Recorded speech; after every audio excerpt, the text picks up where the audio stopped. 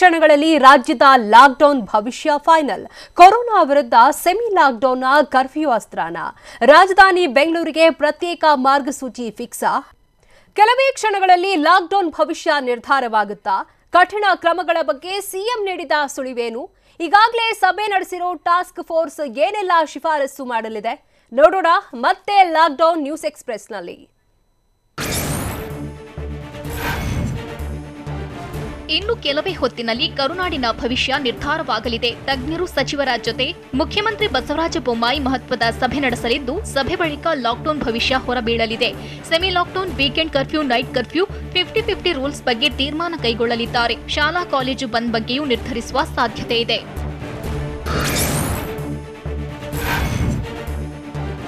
ರಾಜ್ಯದಲ್ಲಿ ಕೊರೋನಾ ನಿಯಂತ್ರಣಕ್ಕೆ ಕಠಿಣ ಕ್ರಮಗಳನ್ನು ಕೈಗೊಳ್ಳುವ ಬಗ್ಗೆ ಸಿಎಂ ಸುಳಿವು ನೀಡಿದ್ದಾರೆ. ರಾಜ್ಯದಲ್ಲಿ ಕಟ್ಟೆಚ್ಚರ ವಹಿಸುವ ಅವಶ್ಯಕತೆ ಇದೆ ಅಂತ ಕಠಿಣ ರೂಲ್ಸ್ ಜಾರಿ ಬಗ್ಗೆ ಸಿಎಂ ಮುನ್ಸೂಚನೆ ಕೊಟ್ಟಿದ್ದಾರೆ. ಕೋವಿಡ್ ನಿಯಂತ್ರಣ ಸಂಬಂಧ ಸಭೆಯಲ್ಲಿ ತಾಂತ್ರಿಕ ಸಲಹಾ ಸಮಿತಿ ಸದಸ್ಯರು ಭಾಗವಹಿಸುತ್ತಾರೆ. ರಾಜ್ಯದ ಗಡಿಯಲ್ಲಿ ಬಿಗಿ ಕ್ರಮ ಕೈಗೊಂಡು ಎಚ್ಚರ ವಹಿಸುತ್ತೇವೆ ಅಂತ ಸಿಎಂ ಹೇಳಿದ್ದಾರೆ. WHO, ಕೇಂದ್ರ ಸರ್ಕಾರ ಅನೇಕ ಮಾರ್ಗದರ್ಶನ ನೀಡಿವೆ. ಮಹಾರಾಷ್ಟ್ರ, ಕೇರಳದಲ್ಲಿ ಕೊರೋನಾ ಪ್ರಕರಣ ಹೆಚ್ಚಾಗ್ತಿದೆ. ನೆರೆ ರಾಜ್ಯಗಳಲ್ಲಿ ಹೆಚ್ಚಾದಾಗ ನಮ್ಮ ರಾಜ್ಯದಲ್ಲೂ ಹೆಚ್ಚಾಗುತ್ತೆ ಅಂತ ಸಿಎಂ ಹೇಳಿದ್ದಾರೆ.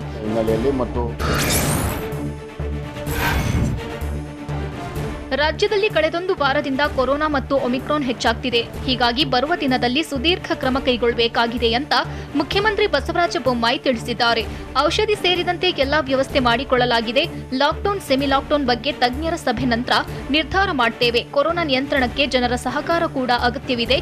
ಗಡಿಯಲ್ಲಿ ಇನ್ನಷ್ಟು ಸಿಬ್ಬಂದಿ ನಿಯೋಜನೆ ಮಾಡಲಾಗುವುದು ಅಂತ ಸಿಎಂ ಹೇಳಿದ್ದಾರೆ.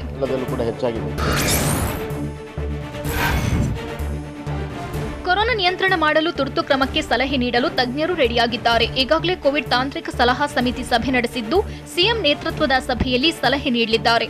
ನಿನ್ನೆ ಸಂಜೆ ಸಭೆ ನಡೆಸಿರುವ ತಾಂತ್ರಿಕ ಸಲಹಾ ಸಮಿತಿ ತಜ್ಞರು ನಿನ್ನೆಯ ಸಭೆಯ ವರದಿಯನ್ನ ಇಂದಿನ ಸಭೆಯಲ್ಲಿ ಮಂಡಿಸಲಿದ್ದಾರೆ.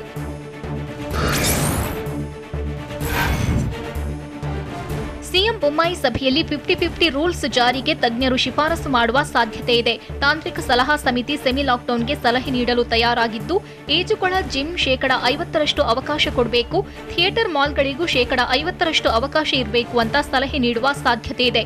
ಅಲ್ಲದೆ ಹೋಟೆಲ್, ಬಾರ್, ರೆಸ್ಟೋರೆಂಟ್ಗೂ 50% ರೂಲ್ಸ್ ಜಾರಿಗೆ ತರಲು ಶಿಫಾರಸು ಮಾಡ್ತಾರೆ ಅಂತ ಹೇಳಲಾಗ್ತಿದೆ.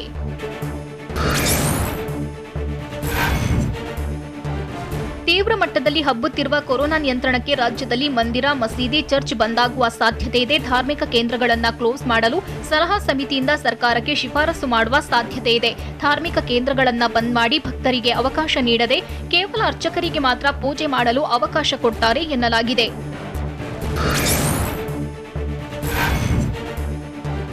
ಸರ್ಕಾರಿ ಐಸೋಲೇಷನ್ ಕ್ಯಾನ್ಸಲ್ ಮಾಡಲು ಸರ್ಕಾರಕ್ಕೆ ಕೋವಿಡ್ ತಾಂತ್ರಿಕ ಸಲಹಾ ಸಮಿತಿ ಶಿಫಾರಸು ಮಾಡುವ ಸಾಧ್ಯತೆ ಇದೆ. ಅಂತಾರಾಷ್ಟ್ರೀಯ ಪ್ರಯಾಣಿಕರಲ್ಲಿ ಸೋಂಕಿದ್ರೆ ಕ್ರಮ ಕೈಗೊಳ್ಳಬೇಕು. ಐಸೋಲೇಷನ್ ವೆಚ್ಚವನ್ನ ಸೋಂಕಿತರೇ ಭರಿಸಬೇಕು. ಸೋಂಕು ದೃಢಪಟ್ಟರೆ ಜಿನೋಮ್ ವರದಿವರೆಗೂ ಸಾಂಸ್ಥಿಕ ಐಸೋಲೇಷನ್ಗೆ ಒಳಪಡಿಸುವಂತೆ ಶಿಫಾರಸು ಮಾಡುವ ಸಾಧ್ಯತೆ ಇದೆ.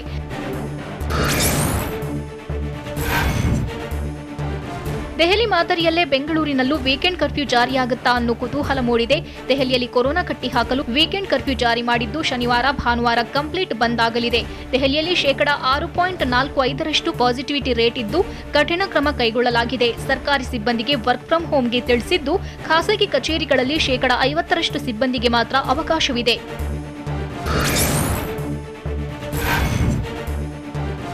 ರಾಜ್ಯದಲ್ಲಿ 5 ದಿನ ಸೆಮಿ ಲಾಕ್ಡೌನ್ ಮತ್ತು ಉಳಿದೆರಡು ದಿನ ಕಂಪ್ಲೀಟ್ ಲಾಕ್ಡೌನ್ ಮಾಡುವ ಸಾಧ್ಯತೆ ಇದೆ. ಸರ್ಕಾರ ವೀಕೆಂಡ್ನಲ್ಲಿ ಕಂಪ್ಲೀಟ್ ಲಾಕ್ಡೌನ್ ಹೇರಿಕೆ ಮಾಡುತ್ತೆ ಎನ್ನಲಾಗಿದೆ. ಅಲ್ಲದೆ ಬೆಳಗ್ಗೆ 6ರಿಂದ 10 ಅಥವಾ ಮಧ್ಯಾಹ್ನ 12 ಗಂಟೆಯವರೆಗೆ ಮಾತ್ರ ಖರೀದಿಗೆ ಹಾಗೂ ವಾರದ ದಿನದಲ್ಲಿ ಕೆಲವೊಂದಕ್ಕೆ ಮಾತ್ರ ಅವಕಾಶ ಇರಲಿದೆ ಅಂತ ಹೇಳಲಾಗ್ತಿದೆ.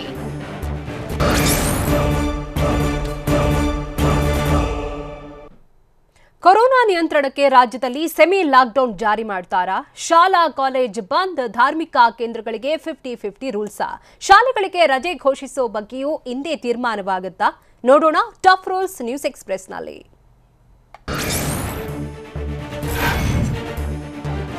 ಕೊರೋನಾ ನಿಯಂತ್ರಣಕ್ಕೆ ರಾಜ್ಯದಲ್ಲಿ ಸೆಮಿ ಲಾಕ್ಡೌನ್ ಜಾರಿಗೆ ಸರ್ಕಾರ ನಿರ್ಧಾರ ಮಾಡುವ ಸಾಧ್ಯತೆ ಇದೆ. ಸಂಪೂರ್ಣ ಲಾಕ್ಡೌನ್ ಬದಲು ಸೆಮಿ ಲಾಕ್ಡೌನ್ ಜಾರಿ ಮಾಡ್ತಾರೆ ಅಂತ ಹೇಳಲಾಗ್ತಿದೆ. ತಜ್ಞರ ಸಮಿತಿ ಚರ್ಚೆ ಬಳಿಕ ಕರುನಾಡಿಗೆ ಸೆಮಿ ಲಾಕ್ಡೌನ್ ಜಾರಿಯಾಗಲಿದ್ದು, ವೀಕೆಂಡ್ ಕರ್ಫ್ಯೂ ಜೊತೆಯಲ್ಲಿ ಸೆಮಿ ಲಾಕ್ಡೌನ್ ಫಿಕ್ಸ್ ಅಂತ ಹೇಳಲಾಗ್ತಿದೆ.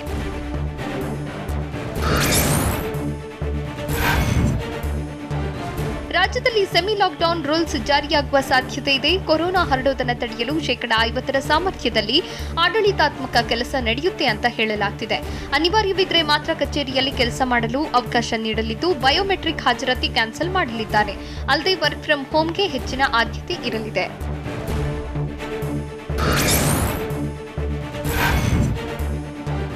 ಕೊರೋನಾಗೆ ಬ್ರೇಕ್ ಹಾಕಲು ರಾಜ್ಯದಲ್ಲಿ ಸೆಮಿ ರೂಲ್ಸ್ ಜಾರಿ ಪಕ್ಕಾ ಆಗಲಿದ್ದು, ಶಾಲಾ ಕಾಲೇಜುಗಳು ಕಂಪ್ಲೀಟ್ ಬಂದ್ ಆಗುವ ಸಾಧ್ಯತೆ ಇದೆ. ಒಳಾಂಗಣ ಹೊರಾಂಗಣ ಕ್ರೀಡಾಂಗಣವೂ ಕ್ಲೋಸ್ ಆಗಲಿದ್ದು, ಪಾರ್ಕ್, ಜಿಮ್, ಸ್ವಿಮ್ಮಿಂಗ್ ಪೂಲ್ ಕೂಡ ಬಂದ್ ಮಾಡ್ತಾರೆ ಅಂತ ಹೇಳಲಾಗ್ತಿದೆ. ಇದರ ಜೊತೆಗೆ ಥಿಯೇಟರ್, ಮಾಲ್ಗಳಿಗೆ 50-50 ರೂಲ್ಸ್ ಜಾರಿ ಮಾಡಲಿದ್ದು, ಪ್ರವಾಸೋದ್ಯಮ ಕೇಂದ್ರಗಳಿಗೂ ನಿರ್ಬಂಧ ವಿಧಿಸುವ ಸಾಧ್ಯತೆ ಇದೆ.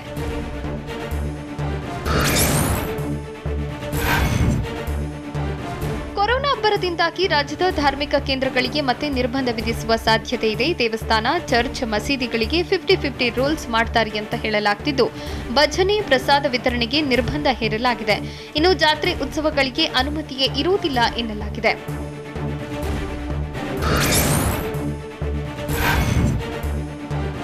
ಲಾಕ್ಡೌನ್ಗೂ ಮುನ್ನವೇ ರಾಜ್ಯದಲ್ಲಿ ಸೆಮಿ ಲಾಕ್ಡೌನ್ ಜಾರಿಯಾಗುವ ಸಾಧ್ಯತೆ ಇದ್ದು, ಕಠಿಣ ನಿಯಮಗಳು ಇರಲಿವೆ. ರಾತ್ರಿ 8ರವರೆಗೆ ಮಾತ್ರ ವ್ಯಾಪಾರ ವಹಿವಾಟಿಗೆ ಅವಕಾಶ ನೀಡುವ ನಿರೀಕ್ಷೆ ಇದ್ದು, ವ್ಯಾಪಾರಕ್ಕೆ ಮಾಸ್ಕ್, ಗ್ಲೌಸ್ ಕಡ್ಡಾಯ ಮಾಡಲಿದ್ದಾರೆ ಅಂತ ಹೇಳಲಾಗ್ತಿದೆ. ಅಲ್ಲದೆ ಮಾರುಕಟ್ಟೆ, ಅಂಗಡಿಗಳಲ್ಲಿ ದೈಹಿಕ ಅಂತರದೊಂದಿಗೆ ವಹಿವಾಟಿಗೆ ಅವಕಾಶ ಇರಲಿದ್ದು, ಸೋಂಕಿನ ಲಕ್ಷಣಗಳಿದ್ರೆ ಪ್ರವೇಶ ನಿರಾಕರಿಸುವ ಸಾಧ್ಯತೆ ಇದೆ.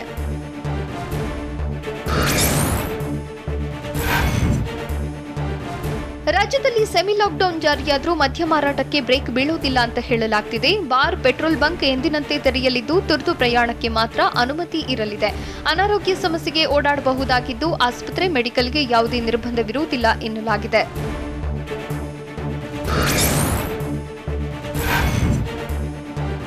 ರಾಜ್ಯದಲ್ಲಿ ಮತ್ತೆ ಆನ್ಲೈನ್ ಕ್ಲಾಸ್ ಶುರುವಾಗುವ ಸಾಧ್ಯತೆ ಇದೆ. ಮಕ್ಕಳನ್ನ ಶಾಲೆಗೆ ಕಳುಹಿಸಲು ಪೋಷಕರು ಹಿಂದೇಟು ಹಾಕ್ತಿದ್ದು, ಶಾಲೆಗಳಲ್ಲಿ ಮಕ್ಕಳ ಭೌತಿಕ ಹಾಜರಿಯಲ್ಲಿ ಇಳಿಮುಖವಾಗಿದೆ. ಈ ಬಗ್ಗೆ ಪ್ರತಿಕ್ರಿಯೆ ನೀಡಿರುವ ಸಿಎಂ ಬೊಮ್ಮಾಯಿ, ಶಾಲೆಗಳಿಗೆ ರಜೆ ಘೋಷಿಸುವ ಬಗ್ಗೆ ತಜ್ಞರ ಜೊತೆ ಚರ್ಚಿಸಿ ಅಂತಿಮ ನಿರ್ಧಾರ ಮಾಡುವುದಾಗಿ ತಿಳಿಸಿದ್ದಾರೆ.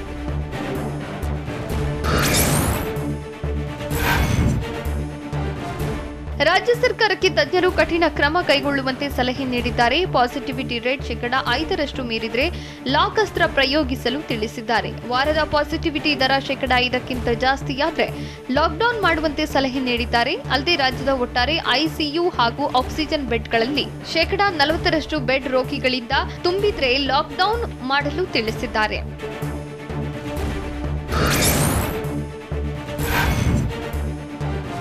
ರಾಜ್ಯದಲ್ಲಿ ಲಾಕ್ಡೌನ್ಗೂ ಮೊದಲು ಕಲರ್ ಕೋಡ್ ನಿರ್ಬಂಧ ಜಾರಿಯಾಗುವ ಸಾಧ್ಯತೆ ಇದೆ. ಯೆಲ್ಲೋ, ಆರೆಂಜ್, ರೆಡ್ ಅಲರ್ಟ್ ಜಾರಿ ಮಾಡುವಂತೆ ತಾಂತ್ರಿಕ ಸಲಹಾ ಸಮಿತಿ ರಾಜ್ಯ ಸರ್ಕಾರಕ್ಕೆ ಸಲಹೆ ನೀಡಿದೆ. Covid task force corona positivity ದರವನ್ನು ಶೇಕಡಾವಾರು ಮೂಲಕ 3 ಗುಂಪುಗಳಾಗಿ ವಿಂಗಡಣೆ ಮಾಡಿದೆ. 1% ಕಡಿಮೆ ಸೋಂಕಿತರ ವಿಭಾಗಕ್ಕೆ ಯೆಲ್ಲೋ, 1% 2% ಪಾಸಿಟಿವಿಟಿ ಇದ್ರೆ ಆರೆಂಜ್, 2% ಹೆಚ್ಚು ಇರುವ ಕಡೆ ರೆಡ್ ಅಲರ್ಟ್ ಘೋಷಿಸಲು ಸೂಚಿಸಿದ್ದಾರೆ.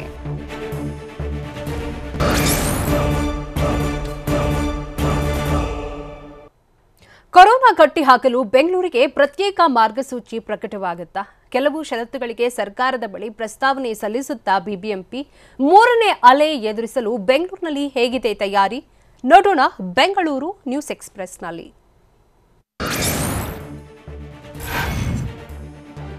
ಬೆಂಗಳೂರಿಗೆ ಮತ್ತಷ್ಟು ಬಿಗಿ ರೂಲ್ಸ್ ಜಾರಿ ಫಿಕ್ಸ್ ಅಂತ ಹೇಳಲಾಗ್ತಿದೆ. ಬೆಂಗಳೂರಿಗೆ ಪ್ರತ್ಯೇಕ ರೂಲ್ಸ್ ಜಾರಿಗೆ ನಿರ್ಧಾರ ಮಾಡುವ ಸಾಧ್ಯತೆ ಇದ್ದು, ಸಿಎಂ ಸಭೆಯ ಬಳಿಕ ಬೆಂಗಳೂರಿನ ಭವಿಷ್ಯ ನಿರ್ಧಾರವಾಗಲಿದೆ. ಬೆಂಗಳೂರಿಗೆ ಪ್ರತ್ಯೇಕ ಮಾರ್ಗಸೂಚಿ ರಿಲೀಸ್ ಮಾಡಲಿದ್ದು, ಬಿಗಿ ರೂಲ್ಸ್ ಬಗ್ಗೆ ಆರೋಗ್ಯ ಸಚಿವ ಡಾಕ್ಟರ್ ಕೆ ಸುಧಾಕರ್ ಸುಳಿವು ನೀಡಿದ್ದಾರೆ. ಅಲ್ಲದೆ ಬೆಂಗಳೂರಿಗೆ ಪ್ರತ್ಯೇಕ ಮಾರ್ಗಸೂಚಿ ಬಗ್ಗೆ ಸಿಎಂ ಸಭೆ ಬಳಿಕ ನಿರ್ಧಾರ ಮಾಡುವುದಾಗಿ ಬಿಬಿಎಂಪಿ ಮುಖ್ಯ ಆಯುಕ್ತ ಗೌರವ್ ಗುಪ್ತಾ ಹೇಳಿದ್ದಾರೆ.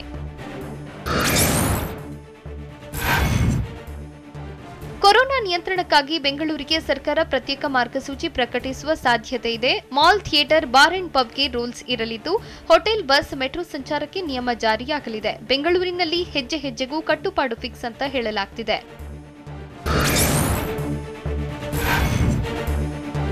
ಬೆಂಗಳೂರಿನಲ್ಲಿ ಒಮಿಕ್ರಾನ್ ಕೋವಿಡ್ ಪ್ರಕರಣ ಹೆಚ್ಚಾಗುತ್ತಿದ್ದು, ಸಚಿವರು, ತಜ್ಞರು, ಅಧಿಕಾರಿಗಳ ಜೊತೆ ಮುಖ್ಯಮಂತ್ರಿ ಬಸವರಾಜ ಬೊಮ್ಮಾಯಿ ಇನ್ನು ಕೆಲವೇ ಕ್ಷಣಗಳಲ್ಲಿ ಸಭೆ ನಡೆಸಲಿದ್ದಾರೆ. ಕೋವಿಡ್ ನಿಯಂತ್ರಣ ಕ್ರಮಗಳ ಬಗ್ಗೆ ಸಿಎಂ ಚರ್ಚಿಸಲಿದ್ದಾರೆ. ಇದೇ ವೇಳೆ ಕೆಲವು ಷರತ್ತುಗಳ ಜಾರಿ ಬಗ್ಗೆ ಬಿಬಿಎಂಪಿ ಪ್ರಸ್ತಾವನೆ ಸಲ್ಲಿಸುವ ಸಾಧ್ಯತೆ ಇದೆ. ಸಭೆ, ಸಮಾರಂಭ, ರ್ಯಾಲಿಗಳಿಗೆ ಜನರ ಸೀಮಿತಕ್ಕೆ ಮನವಿ ಮಾಡಲಿದ್ದಾರೆ.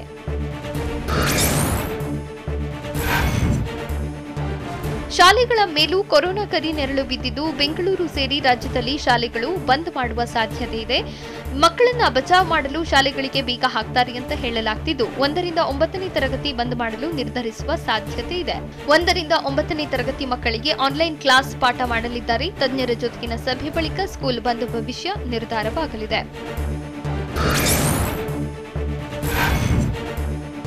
ಕರ್ನಾಟಕಕ್ಕೆ ಕೊರೋನಾ 3ನೇ ಅಲೆ ಎಂಟ್ರಿ ಕೊಟ್ಟಿದೆ. ಇದು 3ನೇ ಅಲೆ ಅಲ್ಲದೆ ಮತ್ತೇನು ಅಂತ ಆರೋಗ್ಯ ಸಚಿವ ಸುಧಾಕರ್ 3ನೇ ಅಲೆ ಬಗ್ಗೆ ಮಾಹಿತಿ ನೀಡಿದ್ದಾರೆ. ದಿನ ಕಳೆದಂತೆ ಪಾಸಿಟಿವ್ ಕೇಸ್ಗಳು ಹೆಚ್ಚಾಗ್ತಿದೆ. ಸರ್ಕಾರ ಕಟ್ಟುನಿಟ್ಟಿನ ಕ್ರಮ ಕೈಗೊಳ್ತಾ ಇದೆ. ಟಫ್ ರೂಲ್ಸ್ ಬಗ್ಗೆ ಇಂದಿನ ಸಭೆಯಲ್ಲಿ ಚರ್ಚೆ ಮಾಡಲಿದ್ದು ಬೆಂಗಳೂರಿಗೆ ವಿಶೇಷ ಕ್ರಮದ ಅಗತ್ಯವಿದೆ ಅಂತ ತಿಳಿಸಿದ್ದಾರೆ.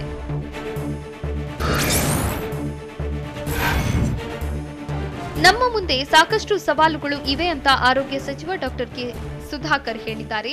ದೇಶದಲ್ಲಿ ಒಮಿಕ್ರಾನ್ ಸೋಂಕು ಹೆಚ್ಚಾಗಿ ಹರಡ್ತಾ ಇದೆ. ಹೀಗಾಗಿ ನಾವು ಹೆಚ್ಚಿನ ಮುಂಜಾಗ್ರತೆ ವಹಿಸಬೇಕಾಗಿದೆ.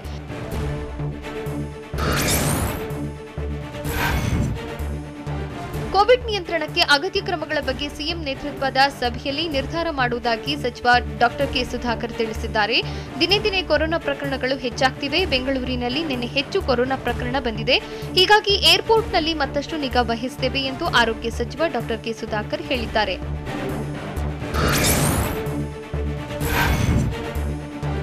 ಕೊರೋನಾ ತೀವ್ರ ಆತಂಕ ಮೂಡಿಸಿದ್ದು ಕೊರೋನಾ ಕಟ್ಟಿ ಹಾಕಲು ಬಿಬಿಎಂಪಿ ಸಕಲ ಸಿದ್ಧತೆ ನಡೆಸಿದೆ. ಬೆಂಗಳೂರಿನಲ್ಲಿ ಬಂದ್ ಆಗಿದ್ದ ಕೋವಿಡ್ ಕೇರ್ ಸೆಂಟರ್ ರೀಓಪನ್ ಆಗಿದೆ.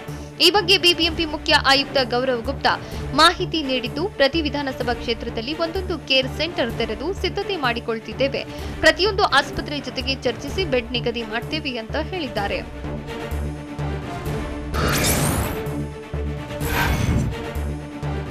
ರಾಜ್ಯದಲ್ಲಿ ಕೊರೋನಾ ಕೇಸ್ ಹೆಚ್ಚಳದಿಂದ ಅಲರ್ಟ್ ಆಗಿರುವ ಆರೋಗ್ಯ ಇಲಾಖೆ ಮುಂಜಾಗ್ರತಾ ಕ್ರಮ ಕೈಗೊಂಡಿದೆ. ಆಕ್ಸಿಜನ್ ಕೊರತೆಯಾಗದಂತೆ ತಯಾರಿ ನಡೆಯುತ್ತಿದೆ. ಈ ಹಿಂದೆ ಆಕ್ಸಿಜನ್ ಕೊರತೆಯಿಂದ ಸಾಕಷ್ಟು ಸಾವು ನೋವು ಸಂಭವಿಸಿತ್ತು. ಹೀಗಾಗಿ ಮತ್ತೆ ಸಾವು ನೋವು ಹೆಚ್ಚಾಗದಂತೆ ಕ್ರಮ ಕೈಗೊಂಡಿದ್ದು ಆರೋಗ್ಯ ಇಲಾಖೆ ಆಕ್ಸಿಜನ್ ವ್ಯವಸ್ಥೆ ಮಾಡ್ತಾ ಇದೆ.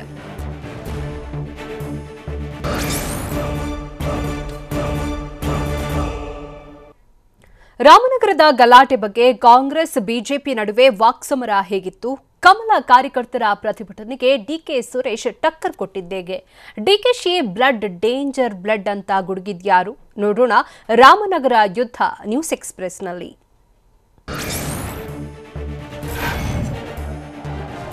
ಸಂಸದ ಡಿಕೆ ಸುರೇಶ್, ಸಚಿವ ಡಾಕ್ಟರ್ ಅಶ್ವಥ್ ನಾರಾಯಣರ ವೇದಿಕೆ ಮೇಲಿನ ಗಲಾಟೆ ಕೇಸ್ ನಾಯಕರ ತೀವ್ರ ವಾಕ್ಸಮರಕ್ಕೆ ಕಾರಣವಾಗಿದೆ. ಬಿಜೆಪಿ ನಾಯಕರು ಡಿಕೆ ಬ್ರದರ್ಸ್ ಮೇಲೆ ಮುಗಿಬಿದ್ದಿದ್ದು ತಮ್ಮದೇ ಶೈಲಿಯಲ್ಲಿ ವಾಗ್ದಾಳಿ ನಡೆಸಿದ್ದಾರೆ. ಬಿಜೆಪಿ ಲೀಡರ್ಸ್ಗಳ ಮಾತಿಗೆ ವಿರುದ್ಧವಾಗಿ ಡಿಕೆ ಬ್ರದರ್ಸ್ ಕೂಡ ತಮ್ಮದೇ ಧಾಟಿಯಲ್ಲಿ ಹರಿಹಾಯ್ದಿದ್ದಾರೆ.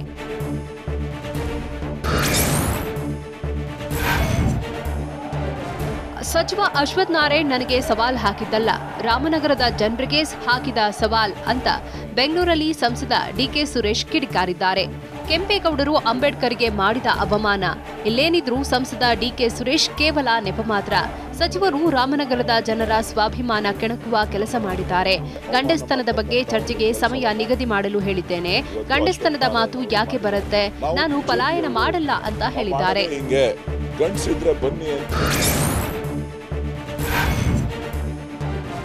ನನ್ನ ವಿರುದ್ಧ ಪ್ರತಿಭಟನೆ ಮಾಡುತ್ತಿರುವವರಿಗೆ ಅಭಿನಂದನೆ ಅಂತ ಸಂಸದ ಡಿಕೆ ಸುರೇಶ್ ವ್ಯಂಗ್ಯವಾಡಿದ್ದಾರೆ. ಸಭೆಯನ್ನ ಹೊರತುಪಡಿಸಿ ನಾವು ಬಿಜೆಪಿಯವರು ನಾವು ಮಾಡೋದೇ ಹೀಗೆ, ಗಂಡ್ಸಿದ್ರೆ ಬನ್ನಿ ಎಂದು ನಿನ್ನೆ ಸವಾಲ್ ಹಾಕಿದ್ರು.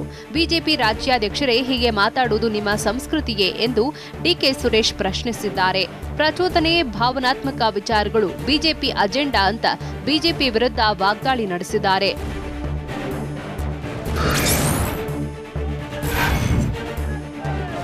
ಬಿಜೆಪಿಯವರು ರಾಜ್ಯದಲ್ಲಷ್ಟೇ ಅಲ್ಲ ದೇಶದಲ್ಲಿ ಹೋರಾಟ ಮಾಡಲಿ ಅಂತ ಬಿಜೆಪಿ ನಾಯಕರ ವಿರುದ್ಧ ಕೆಪಿಸಿಸಿ ಅಧ್ಯಕ್ಷ ಡಿಕೆ ಶಿವಕುಮಾರ್ ಗುಡುಗಿದ್ದಾರೆ. ಬೆಂಗಳೂರಲ್ಲಿ ಮಾತನಾಡಿದ ಅವರು ಸಚಿವ ಅಶ್ವಥ್ ನಾರಾಯಣ್ ನುಡಿ ಮುತ್ತುಗಳನ್ನಾಡಿದ್ದಾರೆ. ಸಚಿವರ ಮಾತನ್ನ ಸಿಎಂ ಬೊಮ್ಮಾಯಿ, ಬಿಜೆಪಿ ರಾಜ್ಯಾಧ್ಯಕ್ಷ ನಳಿನ್ ಕುಮಾರ್ ಕಟೀಲ್, ಸಚಿವ ಆರ್ ಅಶೋಕ್ ಸಮರ್ಥನೆ ಮಾಡಿದ್ದಾರೆ. ಇದರಿಂದ ಅವರ ಸಂಸ್ಕೃತಿ ಅನಾವರಣವಾಗಿದೆ ಅಂತ ಡಿಕೆಶಿ ವಾಗ್ದಾಳಿ ನಡೆಸಿದ್ದಾರೆ.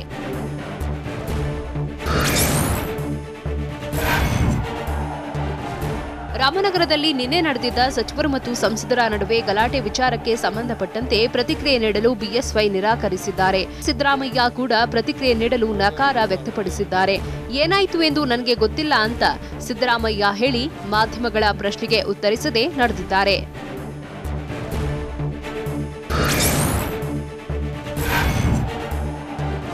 ಸಂಸದ ಡಿಕೆ ಸುರೇಶ್, ಸಚಿವ ಅಶ್ವಥ್ ನಾರಾಯಣ್ ಗಲಾಟೆ ವಿಚಾರಕ್ಕೆ ಸಂಬಂಧಪಟ್ಟಂತೆ ಸಿಎಂ ಬೊಮ್ಮಾಯಿ ಪ್ರತಿಕ್ರಿಯಿಸಿದ್ದಾರೆ.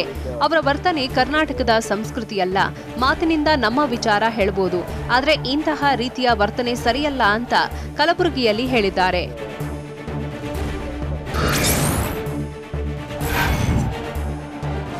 ಕಾಂಗ್ರೆಸ್ ಸಂಸದ ಡಿಕೆ ಸುರೇಶ್ ರೌಡಿ ರೀತಿ ವರ್ತಿಸಿದ್ದಾರೆ ಅಂತ ಮೈಸೂರಲ್ಲಿ ಸಹಕಾರ ಸಚಿವ ಎಸ್ಟಿ ಸೋಮಶೇಖರ್ ಗರಂ ಆಗಿದ್ದಾರೆ. ವೇದಿಕೆಯಲ್ಲಿ ಭಾಷಣ ಮಾಡುವ ವೇಳೆ ಮೈಕ್ ಕಿತ್ತುಕೊಳ್ಳೋದು ಯಾವ ಸಂಸ್ಕೃತಿ? ಡಿಕೆ ಸುರೇಶ್ ಸಾಮಾನ್ಯ ವ್ಯಕ್ತಿಯಲ್ಲ, ಅವರು ಒಬ್ಬ ಸಂಸದರು. ಸಮಸ್ಯೆಗಳಿದ್ರೆ ಸಿಎಂ ಗಮನಕ್ಕೆ ತರಬೇಕು. ಇಷ್ಟೇ ಅಲ್ಲ, ಅಲ್ಲಿ ಬೇರೆ ಏನೇನೋ ಆಗಿದೆ. ಹೀಗಾಗಿ ಅಶ್ವಥ್ ನಾರಾಯಣ್ ಹಾಗೆ ಪ್ರತಿಕ್ರಿಯಿಸಿದ್ದಾರೆ ಅಂತ ಸಚಿವರ ಪರ ಬ್ಯಾಟ್ ಬೀಸಿದ್ದಾರೆ.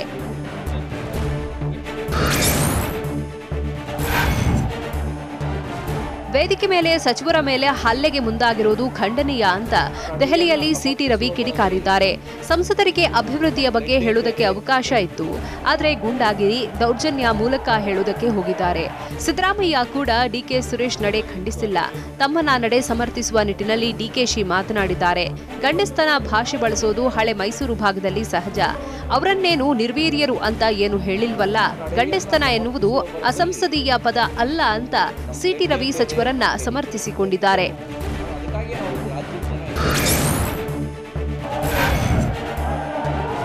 ಸಂಸದ ಡಿಕೆ ಸುರೇಶ್ ಹಾಗೂ ಅಶ್ವಥ್ ನಾರಾಯಣ್ ಗಲಾಟೆ ವಿಚಾರಕ್ಕೆ ಸಂಬಂಧಪಟ್ಟಂತೆ ಬಂದೋಬಸ್ತ್ನಲ್ಲಿ ವೈಫಲ್ಯ ಕಂಡುಬಂದಿದೆ ಅಂತ ಪೊಲೀಸರ ಮೇಲೆ ರಾಮನಗರ ಡಿಸಿ ಆರೋಪಿಸಿದ್ದಾರೆ. ಆಹ್ವಾನ ಪತ್ರಿಕೆಯನ್ನ ಎಲ್ಲರಿಗೂ ತಲುಪಿಸಿದ್ವಿ, ಆದರೆ ನಿನ್ನೆ ಕೆಲವರು ಕಪ್ಪು ಪಟ್ಟಿ ಕಟ್ಟಿ ಪ್ರದರ್ಶಿಸಿದ್ದಾರೆ. ಕೆಲವರು ವೇದಿಕೆ ಮೇಲೂ ನುಗ್ಗಿ ಬಂದಿದ್ದಾರೆ. ಈ ವೇಳೆ ಪೊಲೀಸರು ತಡೆದಿಲ್ಲ. ಹೀಗಾಗಿ ಎಸ್ಪಿ ಹಾಗೂ ನಾವು ಜಂಟಿ ತನಿಖೆ ಮಾಡ್ತಿದ್ದೇವೆ. ಯಾರೆಲ್ಲ ಘೋಷಣೆ ಕೂಗಿ ಕಾರ್ಯಕ್ರಮಕ್ಕೆ ಅಡ್ಡಿಪಡಿಸಿದ್ದಾರೋ ಅವರ ಗುರುತು ಪತ್ತೆ ಹಚ್ಚಿ ಕ್ರಮ ಕೈಗೊಳ್ತೇವೆ ಅಂತ ಡಿಸಿ ರಾಕೇಶ್ ಕುಮಾರ್ ಹೇಳಿದ್ದಾರೆ.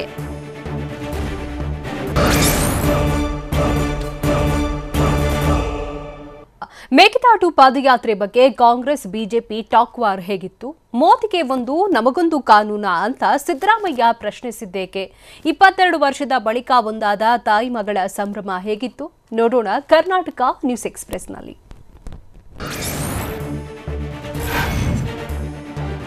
ಕಾಂಗ್ರೆಸ್ ಪಾದಯಾತ್ರೆಯಿಂದ ಕೊರೋನಾ ಹೆಚ್ಚಾದ್ರೆ ಅವರೇ ಹೊಣೆ ಅಂತ ಆರೋಗ್ಯ ಸಚಿವ ಡಾಕ್ಟರ್ ಕೆ ಸುಧಾಕರ್ ಎಚ್ಚರಿಕೆ ನೀಡಿದ್ದಾರೆ. ಕಾಂಗ್ರೆಸ್ನವರು ನೀರಾವರಿ ವಿಚಾರವಾಗಿ ಪಾದಯಾತ್ರೆ ಮಾಡ್ತಿದ್ದಾರೆ, ಮಾಡ್ಲಿ, ಆದ್ರೆ ಅವರು 6 ವರ್ಷ ಅಧಿಕಾರದಲ್ಲಿದ್ರು, ಆಗ ಇದು ನೆನಪಾಗಿರ್ಲಿಲ್ವಾ ಅಂತ ಸಚಿವರು ಬೆಂಗಳೂರಲ್ಲಿ ಪ್ರಶ್ನಿಸಿದ್ದಾರೆ. ಪಾದಯಾತ್ರೆಗೆ ಹೆಚ್ಚು ಜನ ಕರೆದುಕೊಂಡು ಬರ್ತಿದ್ದಾರೆ ಅಂತ ಮಾಹಿತಿ ಇದೆ, ಆದ್ರೆ ಸರ್ಕಾರ ಏನ್ ತೀರ್ಮಾನ ಮಾಡ್ತದೆ ಅದಕ್ಕೆ ನಾವು ಮತ್ತು ಕಾಂಗ್ರೆಸ್ನವರು ಬದ್ಧರಾಗಿರ್ಬೇಕು ಅಂತ ಕಾಂಗ್ರೆಸ್ ಪಾದಯಾತ್ರೆಗೆ ಸಚಿವರು ಪರೋಕ್ಷ ಎಚ್ಚರಿಕೆ ಕೊಟ್ಟಿದ್ದಾರೆ.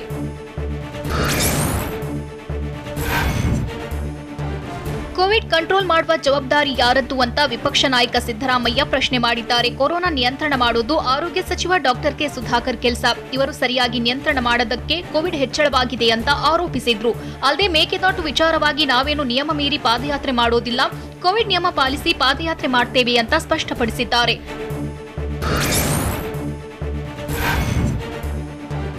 ಕಾಂಗ್ರೆಸ್ ಪಾದಯಾತ್ರೆ ಮಾಡಿ ಕೊರೋನಾ ಹೆಚ್ಚಿದ್ರೆ ಅವರೇ ಕಾರಣ ಎಂಬ ಆರೋಗ್ಯ ಸಚಿವರ ಹೇಳಿಕೆಗೂ ಸಿದ್ದರಾಮಯ್ಯ ಕೌಂಟರ್ ಕೊಟ್ರು. ನಮ್ಮ ಪಾದಯಾತ್ರೆಯಿಂದ ಕೇಸ್ ಹೆಚ್ಚಾಗುತ್ತೆ ಅಂತಾರಲ್ಲ, ಉತ್ತರ ಪ್ರದೇಶದಲ್ಲಿ ಏನಾಗಿದೆ? ಅಲ್ಲಿ ಪಾದಯಾತ್ರೆ ಮಾಡ್ತಿಲ್ವಾ? ಮೋದಿಗೆ ಒಂದು ಕಾನೂನು ನಮ್ಗೊಂದು ಕಾನೂನು ಅಂತ ಸಿದ್ದರಾಮಯ್ಯ ಪ್ರಶ್ನಿಸಿದ್ರು. ಅಲ್ಲದೆ ನಾವು ರಾಜಕೀಯಕ್ಕೋಸ್ಕರ ಪಾದಯಾತ್ರೆ ಮಾಡ್ತಿಲ್ಲ, ರಾಜ್ಯದ ಹಿತಕ್ಕಾಗಿ ನಾವು ಪಾದಯಾತ್ರೆ ಮಾಡ್ತಿದ್ದೇವೆ ಅಂದ್ರು.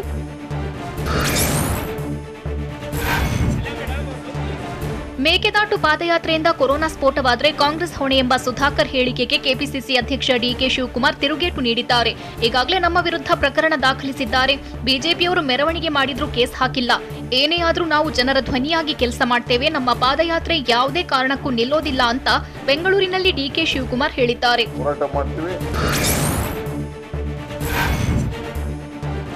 ಮಹಾರಾಷ್ಟ್ರದಲ್ಲಿ ದಿನೇ ದಿನೇ ಕೊರೋನಾ ಹೆಚ್ಚುತ್ತಿದ್ರೂ ರಾಜ್ಯದ ಗಡಿಗಳಲ್ಲಿ ನಿರ್ಲಕ್ಷ್ಯ ಮುಂದುವರೆದಿದೆ. ಬೆಳಗಾವಿ ಜಿಲ್ಲೆಯ ಗಡಿಭಾಗದಲ್ಲಿ ಜಿಲ್ಲಾಡಳಿತ ನಿರ್ಲಕ್ಷ್ಯ ವಹಿಸಿದ್ದು ಕಾಲ್ನಡಿಗೆ ಕಳ್ಳದಾರಿಯಲ್ಲಿ ರಾಜ್ಯಕ್ಕೆ ಮಹಾರಾಷ್ಟ್ರದಿಂದ ಜನರು ಪ್ರವೇಶಿಸುತ್ತಿದ್ದಾರೆ. ಮಹಾರಾಷ್ಟ್ರದಿಂದ ಗಡಿಯವರೆಗೂ ಬಸ್, ಕಾರುಗಳಲ್ಲಿ ಬಂದು ಅಲ್ಲಿಂದ ನಡೆದುಕೊಂಡು ಎಂಟ್ರಿ ಆಗ್ತಿದ್ರು. ಜಿಲ್ಲಾಡಳಿತ ಮಾತ್ರ ಕಣ್ಮುಚ್ಚಿ ಕುಳಿತಿದೆ.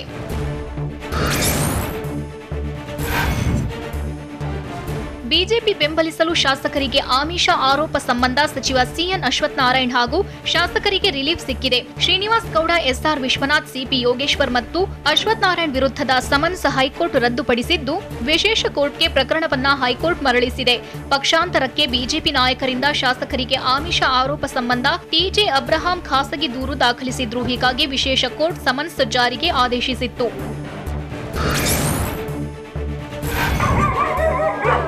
22 ವರ್ಷದ ಬಳಿಕ ಮಗಳು ತಾಯಿ ಮಡಿಲು ಸೇರಿರುವ ಭಾವನಾತ್ಮಕ ಘಟನೆ ಚಿಕ್ಕಮಗಳೂರು ಜಿಲ್ಲೆ ಮೂಡಿಗೆರೆ ತಾಲೂಕಿನ ಮುದ್ರೆಮನೆಯಲ್ಲಿ ನಡೆದಿದೆ. 9ನೇ ವಯಸ್ಸಲ್ಲಿ ನಾಪತ್ತೆಯಾಗಿದ್ದ ಮಗಳು ಅಂಜಲಿ ಕೇರಳದಲ್ಲಿ ಮನೆ ಕೆಲಸ ಮಾಡಿಕೊಂಡು ಜೀವನ ನಿರ್ವಹಣೆ ಮಾಡ್ತಿದ್ಲು. ನೆಲ್ಲಮಣಿಯ ಸಾಜಿ ಜತೆ ವಿವಾಹವಾಗಿದ್ದ ಅಂಜಲಿ ಕಳೆದ 3 ವರ್ಷದಿಂದ ತಾಯಿಗಾಗಿ ಹುಡುಕಾಟ ನಡೆಸಿದ್ರು. ಕೊನೆಗೂ ಮೂಡಿಗೆರೆಯ ಮುದ್ರೆಮನೆಯಲ್ಲಿ ತಾಯಿ ಪತ್ತೆಯಾಗಿದ್ದು ಭೇಟಿಯಾಗ್ತಿದ್ದಂತೆ ಪರಸ್ಪರ ತಬ್ಬಿ ತಾಯಿ ಮಗಳು ಕಣ್ಣೀರು ಇಟ್ಟಿದ್ದಾರೆ.